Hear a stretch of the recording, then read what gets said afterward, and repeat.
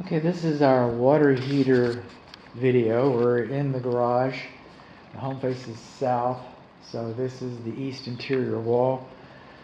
This is the pressure relief valve. Okay.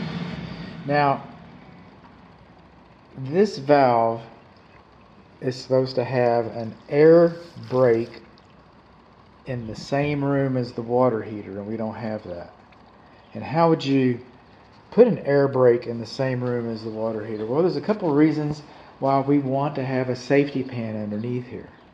I don't have a care and use manual, so I can't tell you that the manufacturer requires it.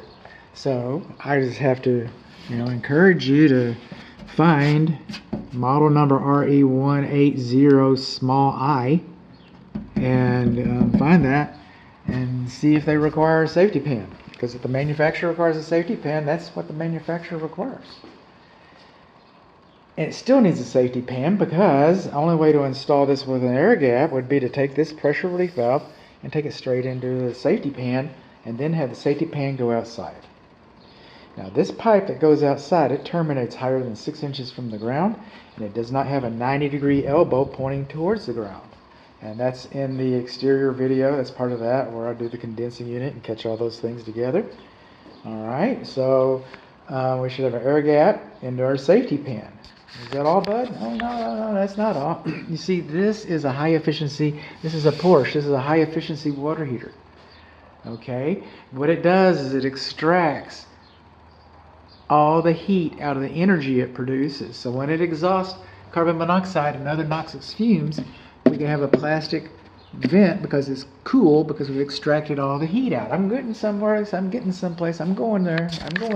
So when we extract all the heat out of it like that, we have a byproduct called condensate.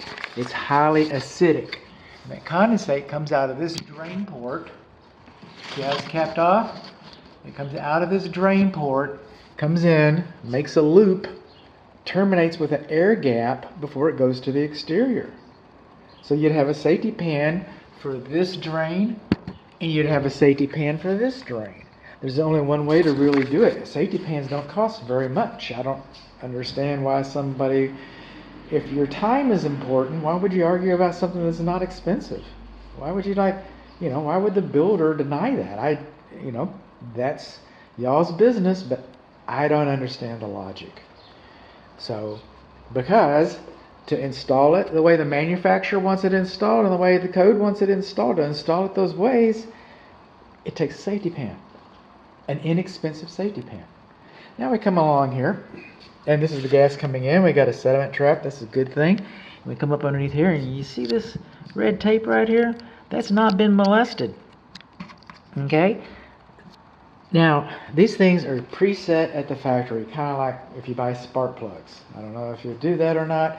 That analogy falls on a lot of deaf ears anymore, but spark plugs come pre-gapped. And your dad will tell you it doesn't matter that they're pre-gapped. You want to gap them yourselves. You want to make sure that your plugs are perfectly set so that they fire perfectly, so that you get the best gas mileage, you get the best performance. Well, this is the same thing. Yes, they bolted it up. I've already gotten some hot water. I know the hot water works.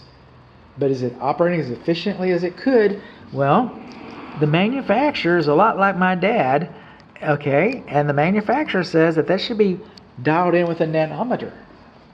And, most plumbers just don't even have those. If one of the plumbers on the crew has one, it's got about 1 inch of dust on it. It's underneath the seat of the truck or whatever. Bolt it up, Philip, we're going to the beer store. Oh, Doug, you're the fastest guy in the shop. I know, I'm getting a raise next week. That's how they do it. They just bolt it up. But they did not bother to adjust it. So if I'd never told you about that, you would have never known about it. But I just told you about it. Now, all that, the 90-degree pointing towards the ground, too high from the ground, no air gap, that's on the builder. Adjusting the gas, that's on the builder. Installing a condensate drain, that's on the builder. Now this is on my client. This is on you, dear client. Okay? This screen should be cleaned once a year.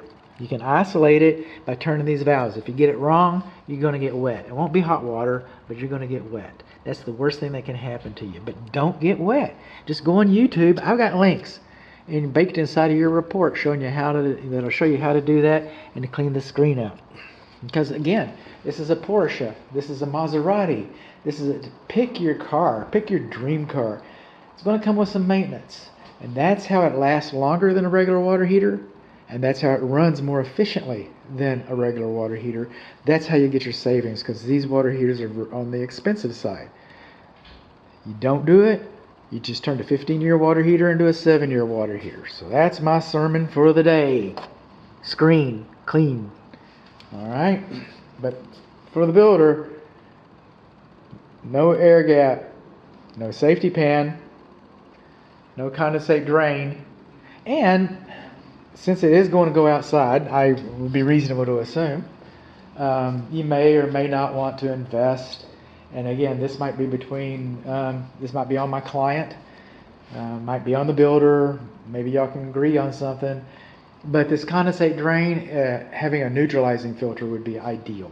And I'm going to have a link about the neutralizing filter in the report.